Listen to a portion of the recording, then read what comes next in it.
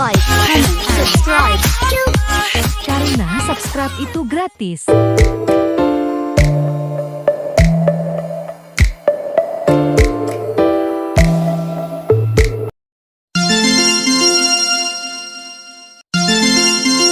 Assalamualaikum warahmatullahi wabarakatuh.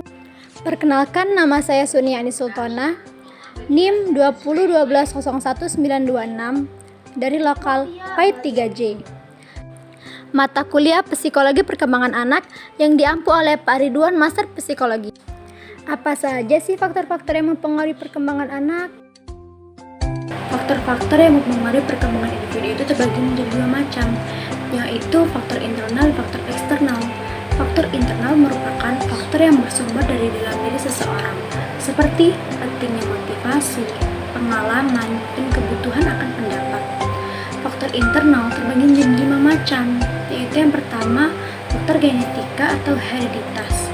Gen adalah substansi materi pembawa sifat yang diturunkan dari induk.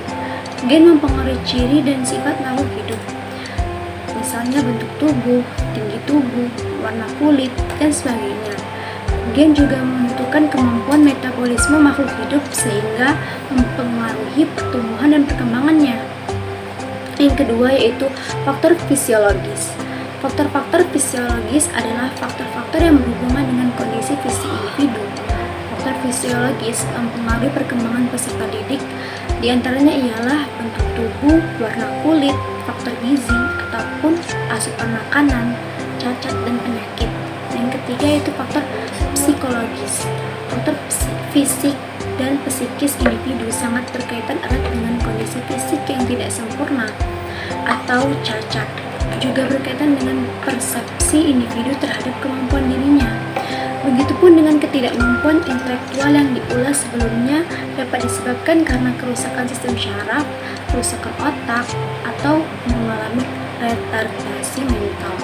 Oleh karena itu, kemampuan intelektual tinggi, kemampuan berbahasa yang baik, dan pengendalian emosional secara seimbang sangat menentukan keberhasilan dan kecerdasan dalam perkembangan sosial anak. Beberapa faktor psikologis yang utama mempengaruhi proses perkembangan siswa, yaitu yang pertama, hormon. Hormon merupakan zat yang berfungsi mengendalikan berbagai fungsi di dalam tubuh. Dan yang kedua, kecerdasan atau inteligensi siswa. Pada umumnya, kecerdasan diartikan sebagai kemampuan psikofisik dalam mereaksikan rangsangan atau menyesuaikan diri dengan lingkungan melalui cara yang tepat. Dengan demikian, kecerdasan bukan hanya berkaitan dengan kualitas otak saja, tetapi juga organ-organ tubuh yang lainnya. Dan yang ketiga yaitu motivasi. Para ahli psikologi mendefinisikan motivasi sebagai proses di dalam diri individu yang aktif, mendorong, memberikan arah, dan menjaga perilaku setiap saat. Dan yang keempat yaitu sikap. Sikap adalah gejala internal yang berdimensi afektif, berupa kecenderungan untuk mereaksikan atau merespon dengan cara yang relatif tetap terhadap objek, orang, peristiwa, dan sebagainya, baik secara positif maupun negatif. Yang kelima, yang terakhir yaitu bakat. Secara umum, bakat didefinisikan sebagai kemampuan potensial yang dimiliki seseorang untuk mencapai keberhasilan pada masa yang akan datang. Yang kedua yaitu faktor eksternal. Faktor eksternal merupakan hal-hal yang datang atau ada di luar diri yang meliputi lingkungan, khususnya pendidikan, dan pengalaman berinteraksi siswa tersebut dengan lingkungan. Faktor eksternal yang mempengaruhi perkembangan dapat digolongkan menjadi 7 macam, yaitu pertama, faktor biologis. Bisa diartikan biologis dalam konteks ini adalah faktor yang berkaitan dengan keperluan primer seorang anak pada awal kehidupannya. Faktor ini wujudnya berupa pengaruh yang datang pertama kali dari pihak ibu dan ayah. Yang kedua yaitu faktor psikis. Faktor ini mencakup kondisi keamanan, cuaca, keadaan, geografis, sanitasi atau kebersihan lingkungan, serta keadaan rumah yang meliputi ventilasi, cahaya, dan kepadatan hunian. Semua kondisi di atas sangat mempengaruhi bagaimana individu dapat menjalankan proses kehidupannya. Sebagai contoh, kondisi daerah yang tidak aman karena adanya pertikaian dapat menyebabkan tekanan tersendiri bagi individu, dan proses imitasi atau peniruan perilaku kekerasan yang dapat berpengaruh dalam pola perilaku kehidupan individu. Yang ketiga yaitu faktor ekonomis atau status sosial ekonomi. Dalam proses perkembangannya, betapapun ukuran bervariasi, seorang anak dapat memerlukan biaya makan dan minum di rumah, tapi juga untuk membeli peralatan sekolah yang dibutuhkan oleh siswa. Kehidupan sosial banyak dipengaruhi oleh kondisi atau status kehidupan sosial keluarga dalam lingkungan masyarakat. Masyarakat akan memandang anak bukan sebagai anak yang independen, akan tetapi akan dipandang dalam konteksnya yang utuh dalam keluarganya itu. Dan yang keempat yaitu faktor kultural. Di Indonesia ini, jika dihitung, ada berpuluh bahkan beratus kelompok masyarakat yang masing-masing mempunyai kultur, budaya, adat istiadat, dan tradisi tersendiri.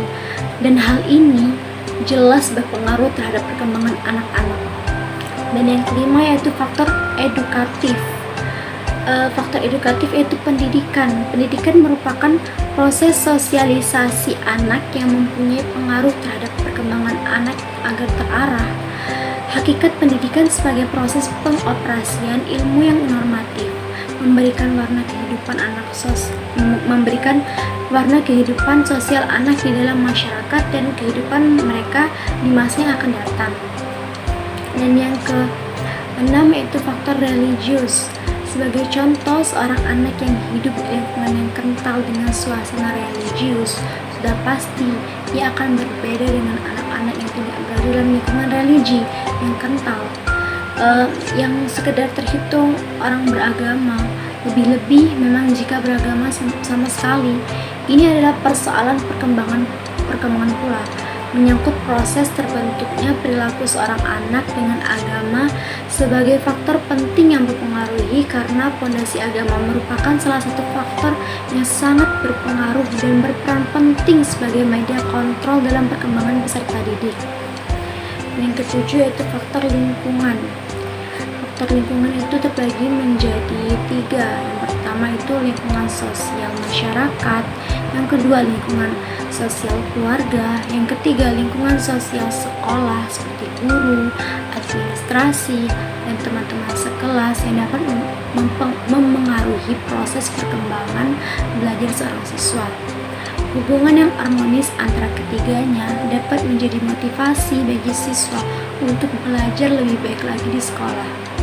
Maka, para pendidik, orang tua, dan guru perlu memperhatikan dan memahami bakat yang dimiliki oleh anaknya atau peserta didiknya, antara lain dengan mendukung, ikut mengembangkan, dan tidak memaksa anak itu untuk memilih jurusan yang tidak sesuai dengan bakatnya. Thanks for watching.